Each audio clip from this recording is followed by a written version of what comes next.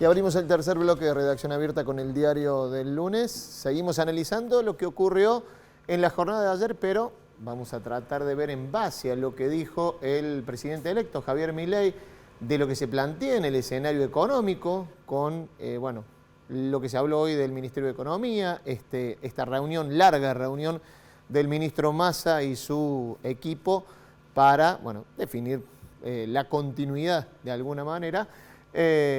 La continuidad de él, se ha hablado de un pedido de licencia. Vamos a charlar con el economista Diego de Aquino. Diego, ¿cómo te va? Buenas noches, gracias por venir. Bueno, como le he preguntado a todos los invitados por acá, cuando se sientan ahí, como para arrancar, primeras impresiones de esto que se dijo ya en este primer día de Javier Milei, presidente electo, en base a sus anuncios y si querés hablar del marco económico en general. Sí, más que opinión personal, yo le prestaría atención a lo que está pasando en el aftermarket, que se dice, digamos, que es el mercado en Estados Unidos, la bolsa. Me parece que esa es la primera impresión que hay que prestarle atención, y ha habido una suba brutal, ha habido suba entre el 20 al 40% en acciones, y con los bonos no arrancaron, pero bueno, alrededor ha habido una corrección de 6 puntos en el riesgo país. Yo creo que esa percepción es la percepción externa, donde claramente me parece que esta diferencia que sacó Milei a los inversores, al mundo, le muestra de que Argentina tiene ganas de normalizar la economía, no mucho más que eso, no hay que ser ingenuo. Y desde el punto de vista interno me parece que los argentinos estamos llenos de incógnitas, tanto por el presidente electo y lo que va a hacer, especialmente en su programa de dolarización de la economía, como en otros temas que hacen en la economía argentina. Pero básicamente yo creo que el mundo está mirando que los argentinos decidimos votar por un orden que no existía, y que el gobierno en el último año particularmente lo empeoró, digamos, ese desorden que tiene nuestra economía, y que lo vemos en los 20 tipos de cambio, lo vemos en la imposibilidad de comprar un implante dental, o en tener algún bien muy básico de uso cotidiano, como puede ser las cubiertas para el auto. Entonces, Argentina frenamos a tiempo, y eso está viendo el mundo. Ahora, internamente me parece que tenemos un playa de incógnitas. Y pareciera que también lo que vio el mundo con la suba manifiesta en acciones es el fin también del modelo kirchnerista, ¿no? Es un poco, pareciera que se traduce, ¿no? La suba de acciones.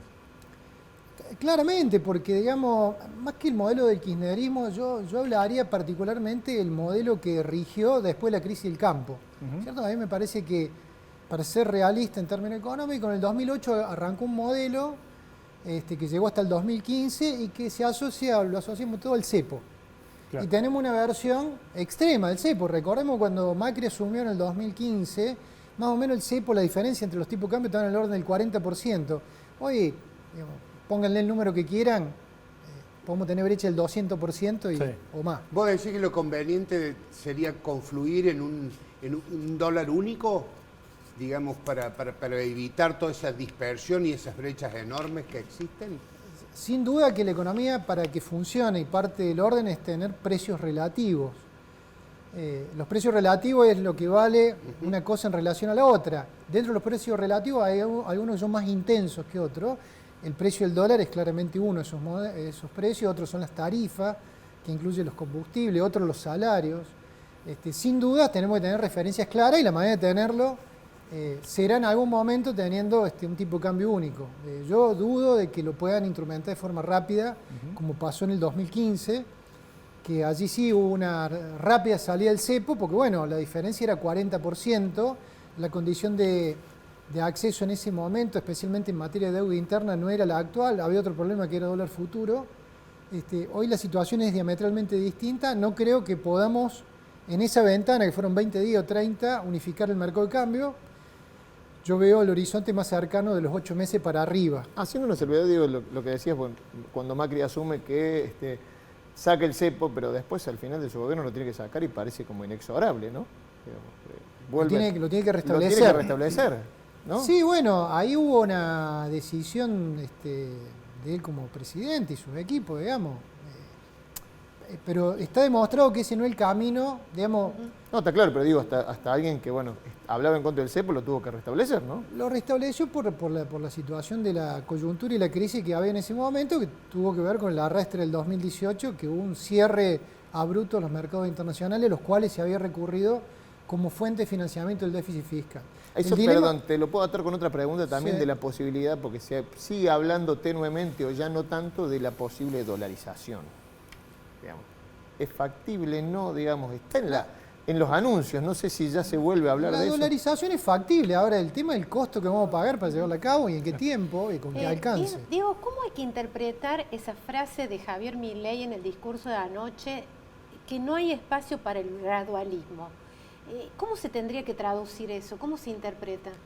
A mí me parece que hay una secuencia de actos y que quizás se enlaza con lo que me preguntabas, que tiene que ver, si no se resuelven los aspectos de financiamiento del déficit fiscal, y cómo se resolvería. Bueno, en el caso de Macri apeló a endeudarse. La otra opción, ¿cuál sería? No tener déficit. Claro.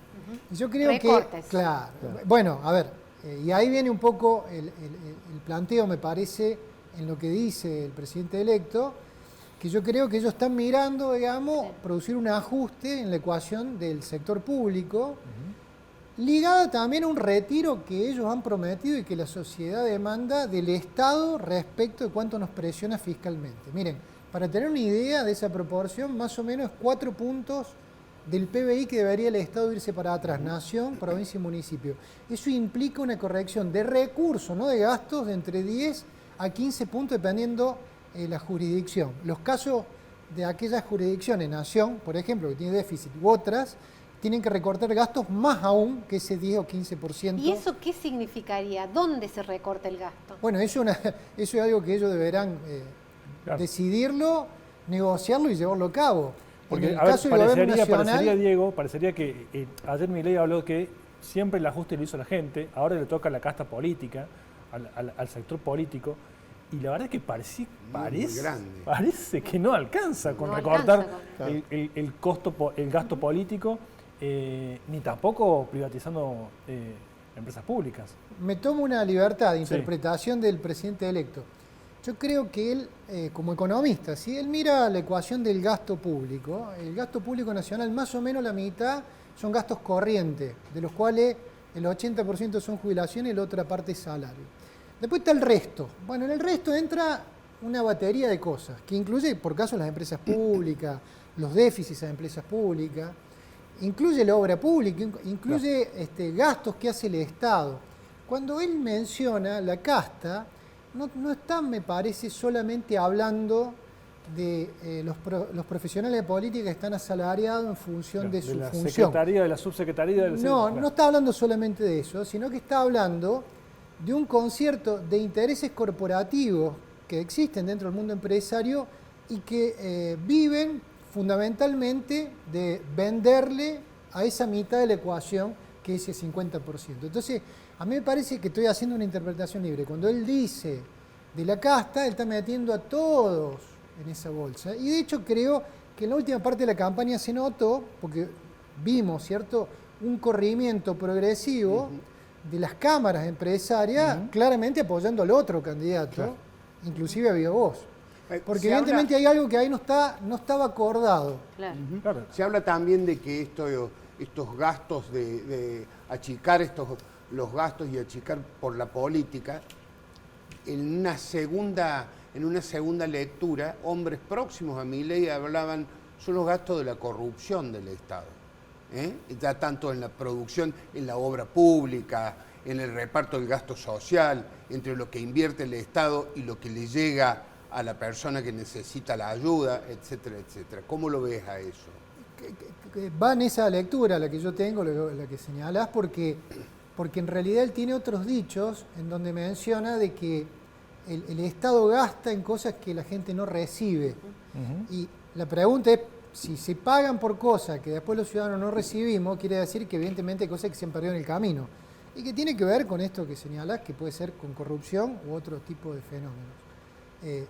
Con lo cual, yo entiendo que va por ahí, y vuelvo a decir, está mirando esa mitad de la ecuación. Esto no quiere decir que deje el razonamiento indemne, la otra mitad que es la de los pagos corrientes, que son salarios, jubilaciones, pero está mirando esta mitad de la ecuación y ahí entra este razonamiento que, aparte lo he dicho, 10 puntos de recorte del gasto público, lo dijo hace unos 90 días atrás, porque esto coincide con retirar 4 puntos del PBI la presión fiscal. Si eso ocurriera, estos temas de cepo o no cepo, el Estado pasaría a tener aquella situación ideal que propuso en la salida de la convertibilidad dual de Kirchner, Lavagna al medio, que eran los superávit gemelos. Claro. El primer superávit era fiscal, es decir, no tener déficit. El segundo superávit de comercio exterior, que tiene que ver con cómo resuelve la posición de nuestro país con el resto del mundo de import-export. ¿Qué imaginas, Diego, para la transición tan ríspida que aparece en términos económicos? ¿Qué imaginas? Porque estamos hablando de que, bueno, mañana abren los mercados, está este equipo económico de transición que no sabemos bien qué va a definir, si devaluación fuerte o no, se corta swap de China. ¿Qué imaginas para esta transición?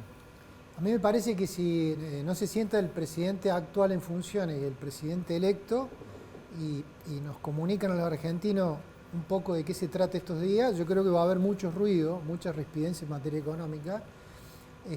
Y sí creo, digamos, que el programa de dolarización que van a querer llevar a cabo es algo que ha estado circulando, que tiene que ver con armar 2 mercados de cambio, uno vinculado al comercio exterior, que sería aproximadamente el dólar que hay hoy oficial, corregido por la inflación, que el gobierno decidió no aplicarle ese dólar, eso haría un dólar hoy de 525 pesos aproximadamente, que el dólar Fernet, por otro lado, que es el que le dan a los exportadores con el 70% oficial y 30% contado con liqui.